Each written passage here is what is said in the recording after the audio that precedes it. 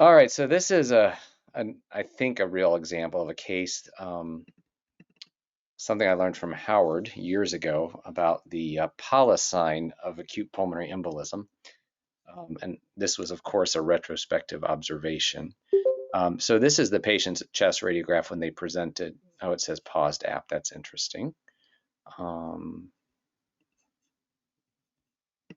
try this again. Share screen.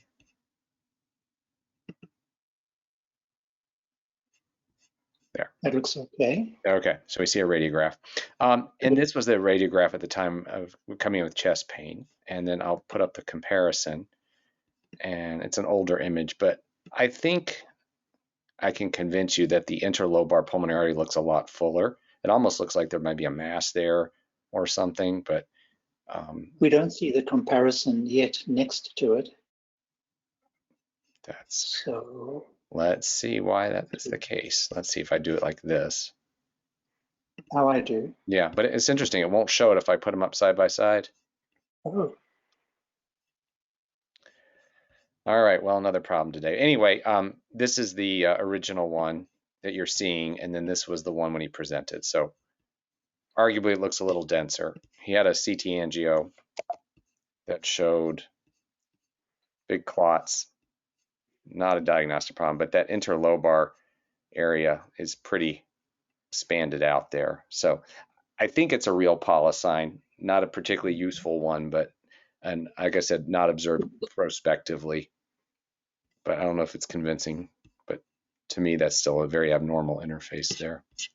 That is yes. way convincing. You've totally convinced us. Okay, well, if I can convince David, then it's good. So, Yeah, you know, the interesting thing about this is that there's been some back and forth in the past about whether the side with the thrombus in it was the enlarged side or it was the side that the blood was going to, because the real obstruction from PE was on the other side. So I've seen cases of both where the clot distends the vessel, and in others where it was the side that was actually open that puffed up because all the blood was shifted to that side. yeah. I'd argue that the big side is where the PE is because usually they're non-occlusive and there's vasodilation when they're acute, and that's why I think a lot of the so-called Westermark signs are probably more chronic PE, where there's been vasoconstriction. But anyway, that's one I learned from Howard, and I finally saw one, so that was exciting. Here's another cool case I had. This is I love when you get a case like this. This is a 70-something-year-old female. We had no previous imaging, and I can't remember what the history was, but it's irrelevant. But she's got a really cool congenital anomaly of a nice pulmonary sling, and there's some airway anomalies too. And she's 70 years old. And as far as I know, I could not find any documentation of this. So a de novo diagnosis. But you can see her trachea is too small. It may have some areas of complete rings, but it's definitely too small. There's a left SVC, so a duplicated SVC here. And then, so there are two types of pulmonary slings, type 1 and 2, which somebody came up with, but ones are associated with other anomalies, as in this case. And it's usually anomalies of the airway. So if I switch over to the lung windows, we'll see that there's a really funny looking carina. So we have the narrowed trachea distally, but you've got this really funny branching. So it looks like a left isomerism. So she managed to go, at least to my knowledge, 70 some odd years without a known diagnosis. So this stenosis must be pretty modest. And you can see this funny low, kind of a low-lying carina that just branches, and she has what looks like a left isomerism there. Yeah, that's nice. So that was just kind of fun. And of course, you know, it's that vascular airway combination that I like to talk about. This is just a nice case of, you know, something, this was a patient with HIV, and we can see there's an ugly cavity here in the right upper lobe. There's some crud around it. There's some volume loss. And we always think about TB, of course. I think one should. This turns out not to be TB, but rather one of its cousins. And there's the ugly cavity there. And so this one grew out Imzanope, was spelled with an X, which is just another species of mycobacteria. But for all practical purposes, it typically images like TB. And in HIV, of course, if depending on the degree of immune suppression, it can manifest as lymphadenitis or, in this case, cavitary lung disease. So IMS and OP. Yeah. And then this is a good case because it's something we don't always see. Let me get them in the right order. So this is a patient who had lung cancer, underwent radiation therapy, and it was an IMRT type treatment. So we can see there's the treatment field. We have traction bronchiectasis. Notice the airways are open, volume loss, some fairly straight or curvilinear margins there. I can't put them side by side. So here is the follow-up scan that was done about 6 months later.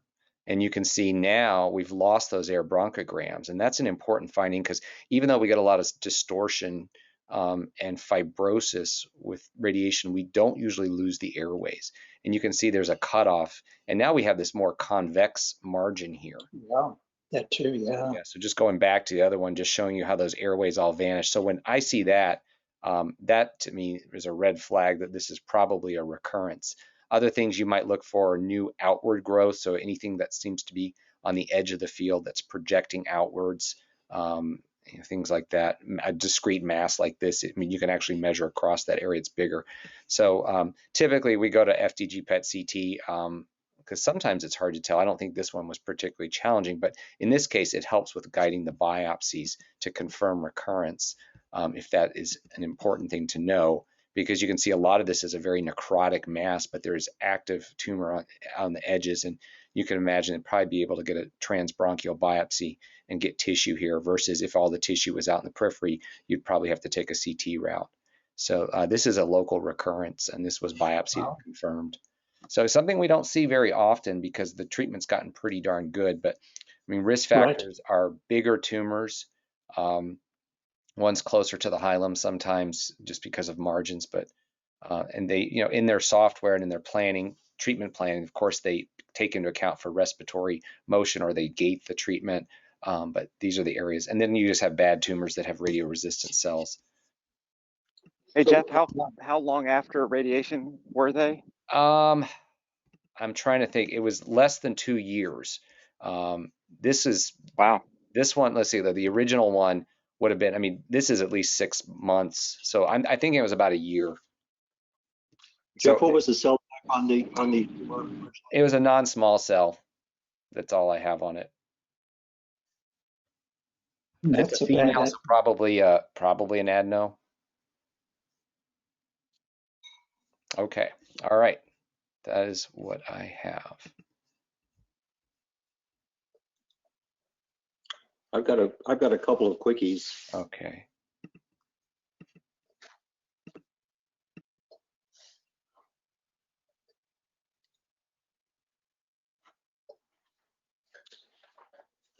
So this woman had ablation for atrial fibrillation, and this is her pre-op radiograph from a couple of months ago. She has normal heart size, calcified arch, scoliosis, clear lungs, normal height of both hemidiaphragms on lateral view. Hemidiaphragms are well behaved, and then during the procedure they monitor the diaphragm or the phrenic nerve somehow. Not quite clear how they do that. And they were suspicious that there was a phrenic nerve problem based on their monitoring. So they had got this radiograph. This is inspiration. And this is expiration. You can see the right hemidiaphragm stays put while the left one goes up and down nicely here. So this confirms that we have phrenic nerve paralysis. We may have some pleural effusion over here too. On lateral view, we have elevation of the right hemidiaphragm that extends all the way posteriorly, which helps distinguish paralysis from eventration, where you can get the anterior bulge, but the bulge doesn't continue posteriorly. I think there is some pleural effusion.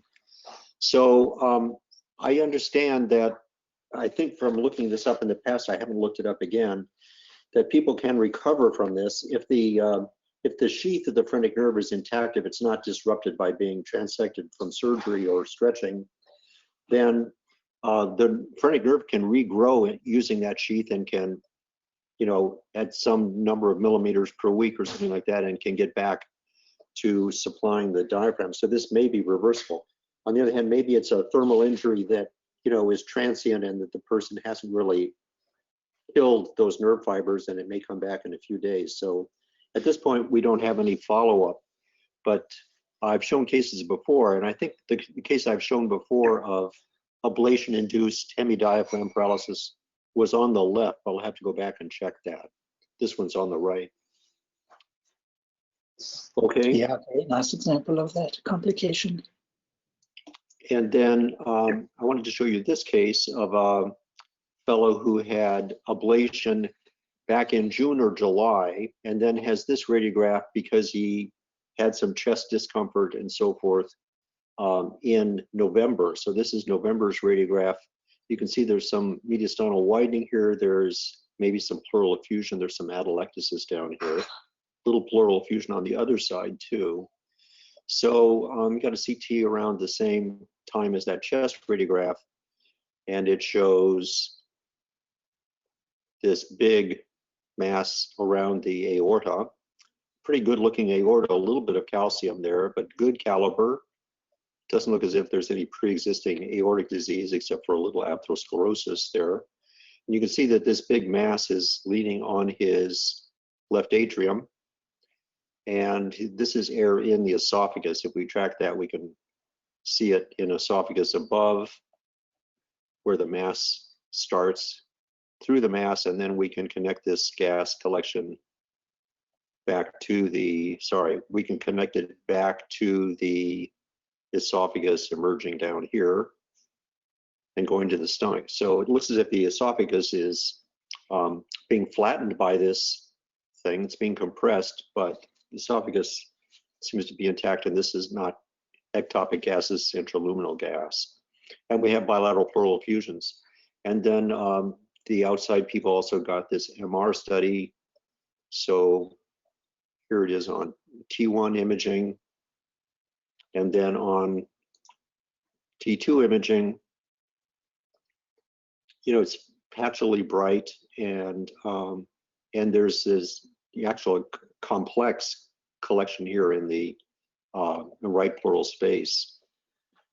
So this is presumed to be an organized hematoma, and it was sent to us, and our people put in a vascular stent through here, although they never showed any leak. The person also had an esophagram, which I don't have, that showed the esophagus was intact. So this is presumed to be a hematoma, probably arising from the aorta. You know, obviously something high pressure filled this space, created this big hematoma. This probably would not be a low pressure leak like from the atrium itself, but probably from aortic injury. So, you know, I think it's fairly unusual to get the aorta involved from ablation as a, you know, but I think somebody else has shown a case of this before where the aorta was involved from ablation. So left atrial ablation is great if it works, but you know, we see a fair number of complications. I don't know what the denominator is, but we have a vigorous numerator. Every year we see a few problems from ablation. So hematoma, organized hematoma, chronic hematoma from this, and no visible leak at this late imaging, but you know, the procedure was back in June or July. The first imaging with the chest discomfort was in November, and shortly after the November imaging, the stent was placed in the descending aorta, although they didn't have a clear idea what they were treating. It was there, I think, you know, just for to be sure. And I don't think there's any there's going to be any follow-up at this point. I don't think there's going to be any attempt to remove this hematoma down the line or anything like that, although it is compromising the left atrium. Okay, so has anybody else seen aortic injury? Am I making that up, or did somebody show a case like this before? Matt Cham, one of our cardiac imagers, pulled up an article saying that aortic injury is not that uncommon. even though you expect the esophagus to be in the way, it doesn't offer that much protection to the aorta. So the esophagus we've all seen, I think, but this is the first time I think I've seen an aortic injury. Okay, Jeff. All right. Lucy, Oh. and let's see, Angelica, yeah. Angelica, there we go. Yeah, I was trying to find the names here. I want to give you control. Thank you. I'm just gonna share the case. Perfect. I can see your screen. Hi, thank you so much for having me. I'm a radiology resident and on my chest rotation working with Dr. Moral. So we have this interesting case that we wanted to share and get your opinion. So he is an elder male, like in his 60s, and he underwent a CT urogram for a workup of hematuria. And this was totally an incidental finding in his lung bases. So we see basically these linear branching calcifications. I'm going to put the soft tissue window here that were incompletely characterized in this study, but that's the reason he underwent a complete CT chest. At this point, he has never had any respiratory symptom, no cough, no shortness of breath, nothing. They just completed the workup to see what was going on the CT chest. So this is the CT chest that we had. And we're seeing again these linear branching calcifications following an interesting distribution. Mainly they are following the pulmonary interstitium, similar to like perilymphatic distribution. So we see these areas in the subpleural space. For example, here we see in the peripheral space as well along this major fissure, and also kind of in the interlobular septi. The other finding is that we see that these linear calcifications clustered, they're kind of branching and they're more prominent towards the bases. Besides that, we didn't see any other findings for pulmonary fibrosis. There was just one small bronchiectasis for the apical segment of the right upper lobe, which we see here. But other than that, there was no other findings. So we came up with all the differential diagnoses of pulmonary calcifications, including pulmonary ossifications, and this case follows a good description for dendriform pulmonary ossification. So basically, this has been described as fibroblasts within the pulmonary, within the lung parenchyma, that are exposed to hypoxemia or acidic environment, and then they just turn osteoblasts and start producing true bone, and that is getting in the interstitium. So there are some papers that say that this dendriform pulmonary ossification is more typically associated with UIP, but we found this paper here on AGR that there have been cases that have been reported in the absence of UIP, and some of them have been associated to recurrent acid aspiration. We really wanted to know what do you think? We underwent all the other differential diagnoses. Could this be granulomatous disease? Could this be amyloidosis, like a rare form? Could this be pulmonary alveolar microlithasis? But nothing fit as well as this diagnosis. So we wanted to hear from you if you think it is, if with this CT chest and the patient with absence of respiratory symptoms would be enough and would be conclusive, or if there may be it would be important to suggest a follow-up or maybe more workup, which biopsy, for example. So this is Jeff. That's a nice case. Thank you for sharing. I think this is pulmonary ossification, and I would leave it alone. Yeah, Okay. me too. I think this is benign dendriform pulmonary ossification. Well, it's not. It doesn't have to be dendriform, just pulmonary ossification. I've seen it exuberant like this. It shouldn't change. I just leave it be. There is a chance that this is associated with amyloid. This is one of the patterns of amyloid. DPO is one pattern of amyloid. So I'd have that in mind. But you're not going to treat that probably. So, you know, a biopsy might be interesting in confirming that. And if the biopsy just shows ossification but doesn't show any of the amyloid protein, then it's just idiopathic DPO. Okay. Okay. Yeah, I agree too. I would discourage, if they have any hint that they want to do something more, I would discourage them. Nothing more needs to be done Well, okay. in terms of Really the workup. appreciate it. Thank you so much. Yeah, that's a very exuberant. Well, we've shown a lot of cases of it, but this one definitely is in the top for exuberant ossification. Yeah, Thank it's you so pretty much. remarkable. When we see something like this come across our desk, it's, we want to have that confidence to tell our colleagues, that you need to leave it alone. But when it's, when we work more in isolation as we do, it's really nice to have this confirmation that you agree with our diagnosis. So thank you so much. Yeah, thanks for sharing. All righty, who would like to go Yeah. next? I can go if you want. That would be great. All right.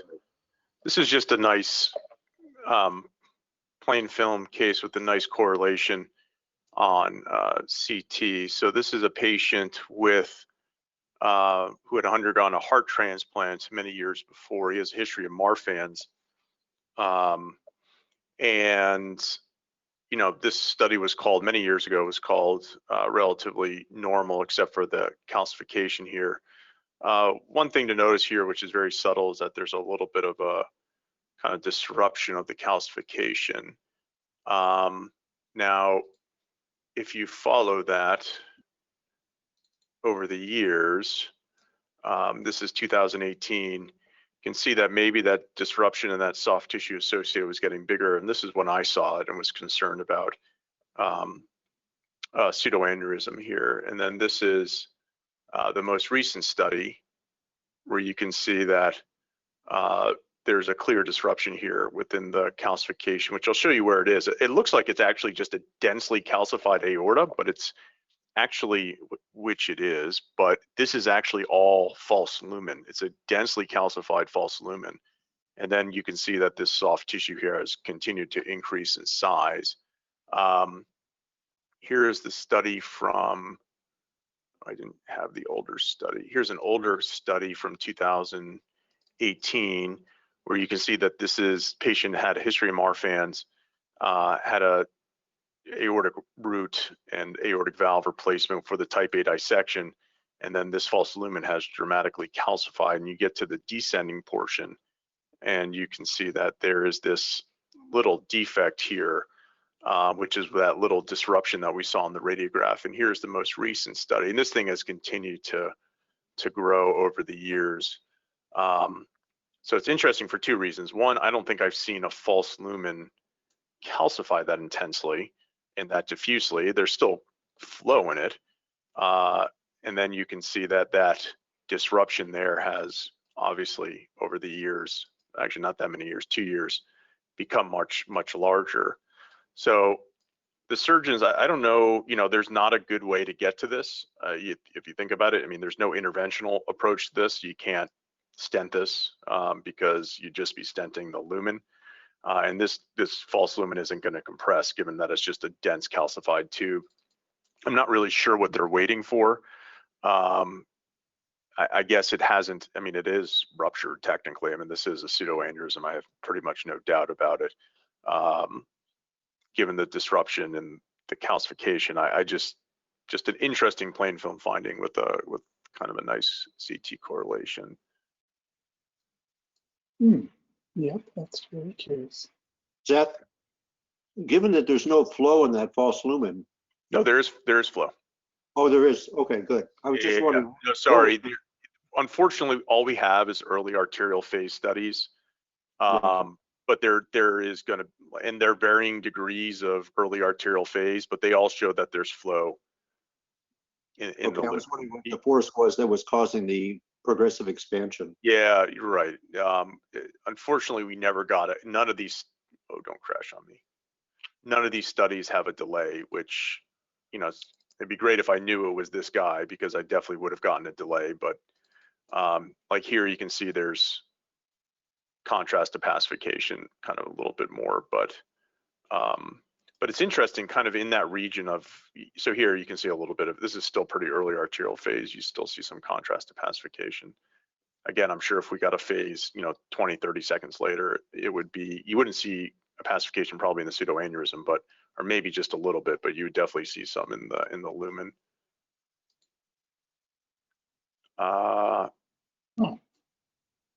This is an amazing case. Not because, well, so here's a young kid with, so if any of us looked at, let's say, this tumor here, and just this mass in the subcarinal space, and we put it right here sitting in the AP window, I think we would all call it what this is, which is, this is paraganglioma.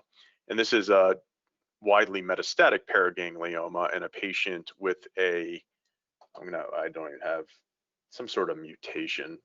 I have it written down somewhere. It's like SHMC mutation, not even sure. If one of you guys know it, they'll save me the 26. No, I can't remember, but there's those funny mutations and SDH mutations and some other ones that go along with that entity. Yeah, you're right. SDHB mutation. Wow. So you see this is a young kid. This is 2016, and you would think, okay, the guy's probably not gonna do very well. And now this is actually, just a few weeks ago, and he's still alive and he's still kicking. Some of the Mets are definitely, especially this right paratracheal one, I think that was initially the primary, is bigger, but he's still doing pretty well. But most of the pulmonary Mets are completely unchanged. Some of the liver Mets are a little bit bigger, and they've done some nuke med studies specifically to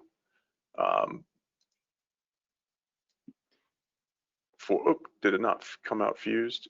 I don't think, I think I screwed this up. But anyways, they've done some special nuke med studies that specifically show uptake for, and usually they use MIBG, but there's a PET form as well. And I don't remember what this last case is. Oh, this is an interesting case. So the PET uses some gallium tagged something or other, gallium-68 tagged something. Yes, I think that's exactly what, let's see here. Yeah, we had a case of that a couple of weeks ago where they used that agent on the PET scan.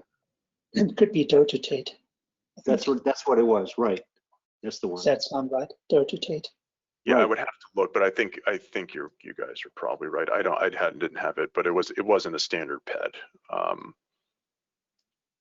And this. So is that the primary was the mediastinal lesion?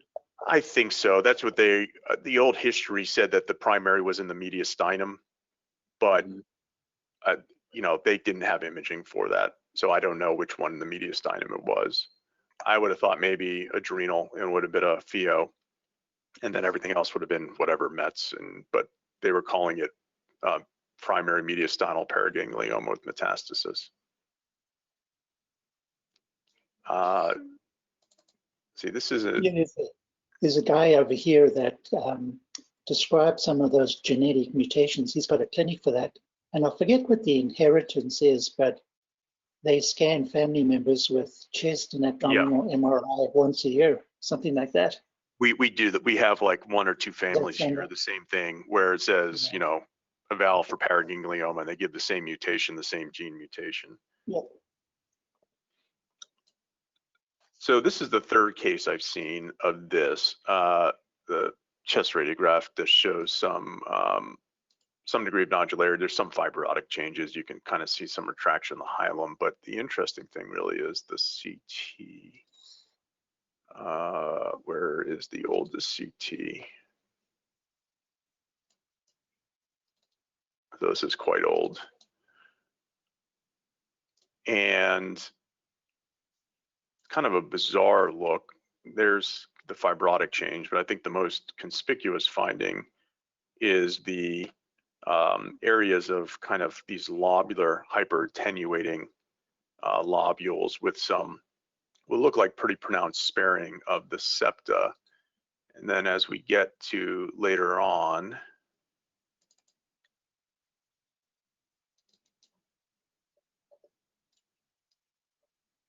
the sparing of the septa becomes a little bit less conspicuous. Has a lot of kind of upper lobe fibrosis. Some of the, on the chest radiograph, some of this looks like, to me, kind of has that pleural parenchymal fibroelastosis look. But this patient had a long, and she underwent transplant. She had a long history of idiopathic pulmonary hemosiderosis. This woman was like 18 or 19 and had that diagnosed when she was, 10 or 12 years old. She's from Mexico, and interesting, I showed 2 other cases of this, and both of them had severe pulmonary hypertension. This patient did have findings of pulmonary hypertension on explant, but really nothing or not much on radiograph or CT to kind of suggest that diagnosis. We now have 3 of these cases of idiopathic pulmonary hemosiderosis, and I don't think I've ever seen a case before. So either we have some people who are, some families that have this, or maybe our pathologist likes to make that diagnosis, but who knows? No, but I think it's looking at some case studies, some case reports, this is a kind of a characteristic look. Again, I don't know if anyone else. Did they comment on the fibrosis pattern? I mean, some of it in the upper lungs looks like almost fibrolastosis. Well, that I said, yes, exactly what I said. I said it looks like PPFE in the upper lobes. And we're going to do like a case series on the 3, so they're pulling the past slides, but I agree 100%. To me, this looks like PPFE in the upper lobes, and I don't know how those 2 would fit in any way, but So Seth, did the other cases have the same pattern of scarring? they have no, the other cases have really bizarre scarring. I'll have to, maybe one day I'll pull up all 3, but the lungs do have these lobular areas of high attenuation. I mean, I unfortunately I don't have them anonymized to kind of show all 3, but the lung findings do show fibrosis and this kind of weird lobular areas of ground glass, almost like you see with hemorrhage, right? I mean, when we see those kind of fuzzy kind of, I know Jeff calls them acinar kind of nodules. It almost looks like the chronic form of that, where you get, these ground glass filling most of the lobules with just some sparing around the periphery. That's exactly what I thought when you first put up that CT scan. It looks like pulmonary hemorrhage. It is, but it's been like this for decades. I think, Seth, the PPFE, if you think that PPFE is related to ischemia and vascular disease, maybe that has something to do with it. If it's hemosiderosis, and I don't know. Yeah, I don't know either. I'm gonna, I had our pathologist, because I actually talked to her and said, God, this looks like this patient when they got explanted had PPFE, and she said, that wasn't something we thought a lot about in like 2013, or almost seems like a plus, on the explants, honestly, I'll just say that they just said findings of pulmonary hemosiderosis, and that was it. So I think hopefully we'll get a better understanding when she reviews what they have. Anyways, those are the 3 cases I have. Very cool. All righty. Let's see. Howard.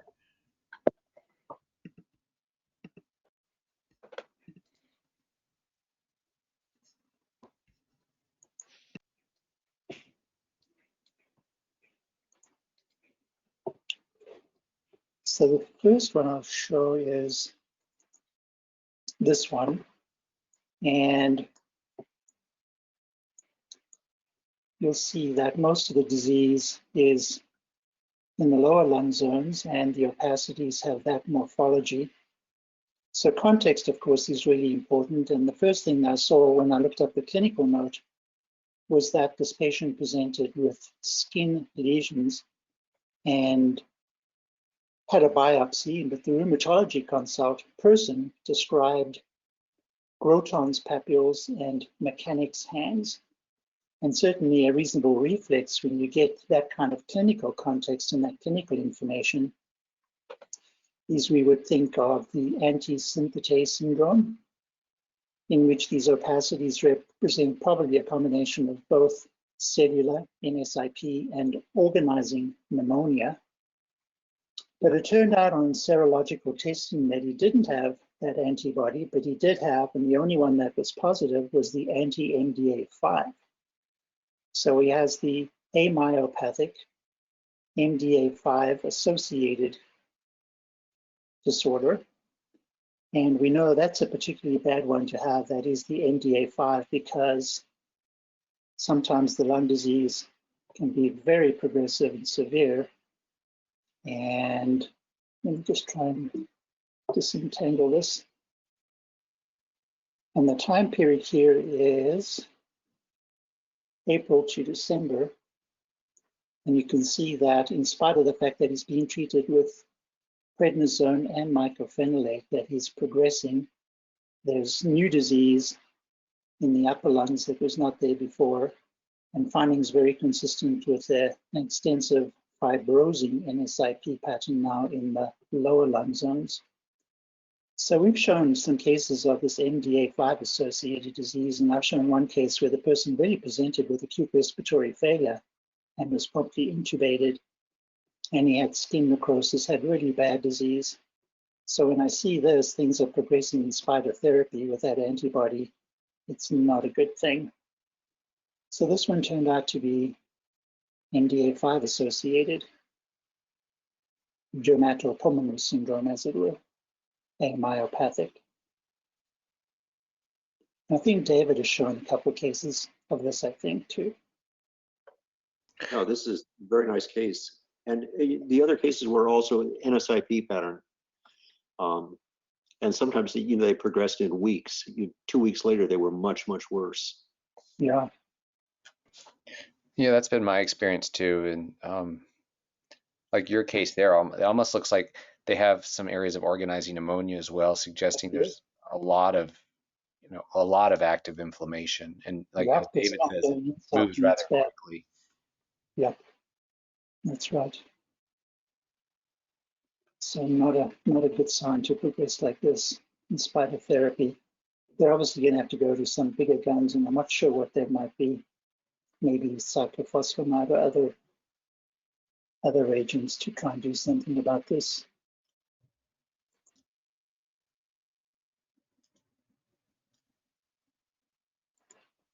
This one I just saw recently, and it's a really nice example of this phenomenon. So, young person came in after a lot of vomiting. Now, I don't know why he was vomiting, but apparently he was vomiting for some reason rather badly. So we see pneumomediastinum, subcutaneous emphysema, as well as opacities in the right lung. And here we will see the extent of the pneumomediastinum. Findings very consistent with, in this context, aspiration. Now, we've seen this before, but what I want to show here in talking about the Macklin phenomenon is we usually teach that there is air that goes into the mediastinum via the connective tissue sheaths surrounding the bronchoarterial bundle. But we tend to forget, I certainly tend to forget, that there is a sheath around pulmonary veins too. And I'm not sure why in this person, but there's quite a bit of air in the connective tissue sheath about these inferior pulmonary veins going into the mediastinum. So just have to remember there's another sheath whereby air can go from the lung to the mediastinum.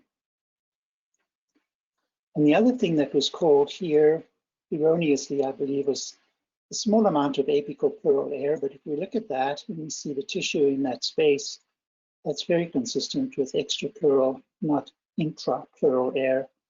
And I know David likes that, and he's shown some cases of that too. We'll call that pseudo-pneumothorax. Pseudo-pneumothorax up there, yeah. It looked to me as if they're tracking along that intersublobar septum down there too, in the lower lobe. I'm not sure. Follow that vein back to the mediastinum. There you go. So it's along the pulmonary vein and then the septum just below the vein. See it along that pulsation, so I'm not quite sure. You're looking on this side, David? Yeah, on the left, that big proximal vein, just below the fat inferior pulmonary vein, you see that little lucency tracking along the interlobar septum. Yeah, yeah, exactly. And here, if you just use your imagination a little bit, you can almost imagine a little black septal line instead of a white septum. We can see a little air in an interlobular septum right there. Okay.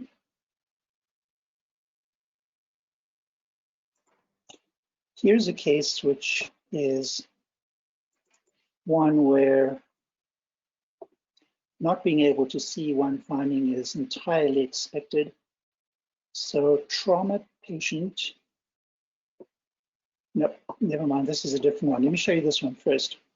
This is a trauma patient. He either fell off the roof or fell off a ladder onto his right side in particular. And obviously an older person with a prior CABG presumably. And the finding that turns out to be rather substantial is really just this very ill-defined opacity here that doesn't have any discernible interface between it and lung. And if you land on your side, you think, well, maybe he's got a chest wall abnormality, which of course he kind of does have. But what he has there is a very large extrapleural hematoma that accounts for that. And right here in places like this, we can see a nice example of the displaced extrapleural fat, the so-called displaced extrapleural fat sign of extrapleural hematoma. And it's large. And then as you scroll down, you get to a point where you say, oh yeah, there's something maybe right there. And that little something there goes right to a fracture, which is right here. So there's your disrupted intercostal vessel bleeding. And the angio guys went in there and cannulated an intercostal vessel. And maybe it's right there. And this is the post occlusion with what used an embolization coil. Maybe they put some other stuff in there too. So injury to a vessel with a large extrapleural hematoma. For that one. This is the one that you'll understand why we can't see what this person has. Yes, there's some other pulmonary abnormalities, but here, if you look at the clavicles, you really couldn't appreciate, I certainly can't, that the right clavicle is displaced directly posterior to the joint, and it's behind the joint. So there is a posterior dislocation right there. There's the clavicle right there. Posterior dislocation, right clavicular, sternoclavicular joint right there. I certainly don't see anything that, even if you were looking for it, and I said look for it, I would look and I still wouldn't see anything because it looks pretty There's no way. No, it's just going straight backwards. So yeah. The only ones I've ever seen is when it disrupts laterally. Yeah, if it displaces. And is there you can see the vascular impingement. On your CT nicely, the brachiocephalic vein gets kind of nut crackered in there. Oh yeah. Yeah, it's sitting right on it. Isn't it right there? Yep. I can show some more, Jeff, if you have time, or someone else can show the other cases, if there are other folks. Yeah, I don't have any more this week. If you want to show a few more, that'd be great. Okay. Let's see if I can remember. Okay, this one is kind of interesting. So see what you think. It's a bit of a long story, but here we go. So person came in with findings very typical of a ruptured aneurysm, leaking and or ruptured aneurysm of the descending thoracic aorta, and you can see a lot of hematoma about it in the mediastinum. So of course he gets treated with a stent And then they do imaging after the stent. I'm actually going to bring in very thin cuts. So this is post-stent placement. And he's doing okay. And sure enough, down here, we see an endoleak. Now, if you try and discern where the endoleak really is, it's sort of near the caudal extent of this endovascular stent, but is it really coming from underneath it or really close to it? Now, I will say that was described as probably a type 1B endoleak in that location. So what they did was they went back, the endovascular folks, and they put in another stent inferior to it, and I'll show you in a moment. I'm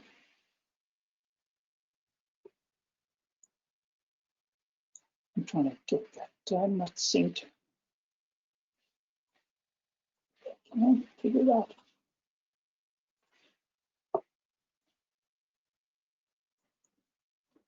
That even though he's got another stent that goes lower down, let's make sure I've got the right one.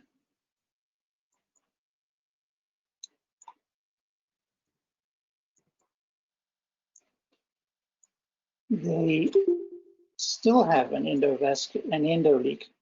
So there it is. Now you can see the stent goes further down, the extra stent goes further down, and you can see it covers the origin of the celiac, and there's a little thrombus forming in the celiac artery. But even though the stent went further down, here's still your endoleak. Now it's not bigger. So would anyone buy that maybe there's an intercostal artery here, or at least a lumbar vessel coming off the aorta that's actually that kind of endoleak, not a type 1B, but I think it's called a type 2 if it's coming off a vessel. So yeah, I agree. Definitely not uncommon for those to have type 2s.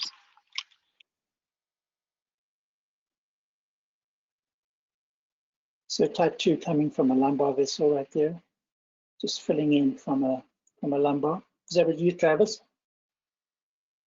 Yeah, I think, or there's other branches in inferior phrenic, or I can't tell if there's any intercostals still at that level, but yeah, I agree with you. Yeah, I think so.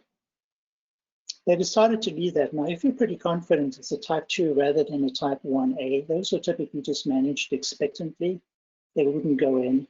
So in terms of management, it's best if you can tell or be confident that it's not a type 1B, but rather something else, though. But he did get an extra stent. And I'm trying to remember what this is. Oh, this was just showing. Here you can see that, and I'll just make this there.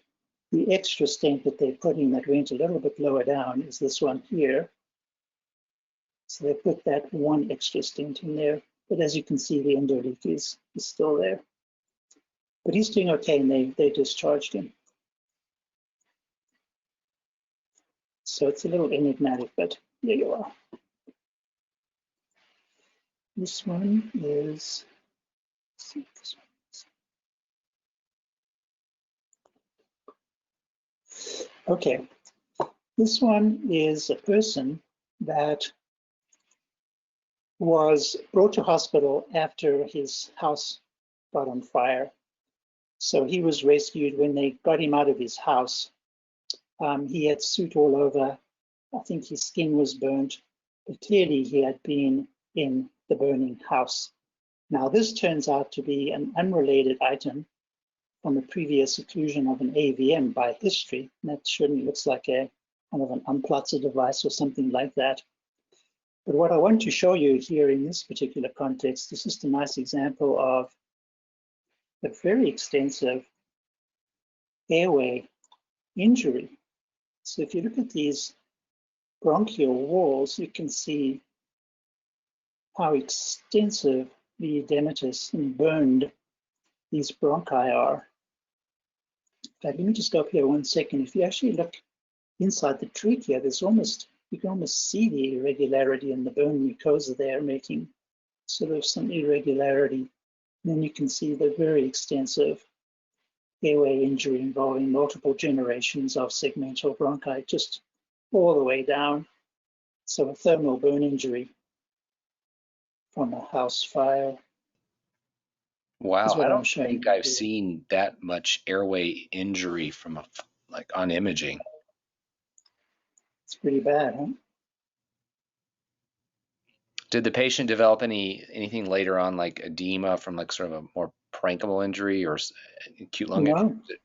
No, No. didn't develop acute lung injury directly afterwards. I think this was at the time.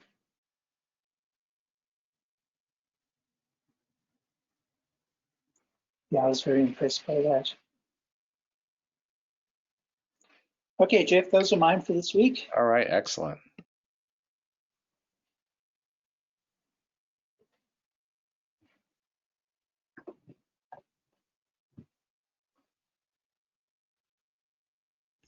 Sorry, I was on mute. I want to thank everybody for the great cases, and thanks Lucy and Angelica for your very interesting case, and I'll talk to everyone next week. All right, bye. Great. Bye. Thanks, everyone. Have a See good ya. day. Bye-bye. Bye.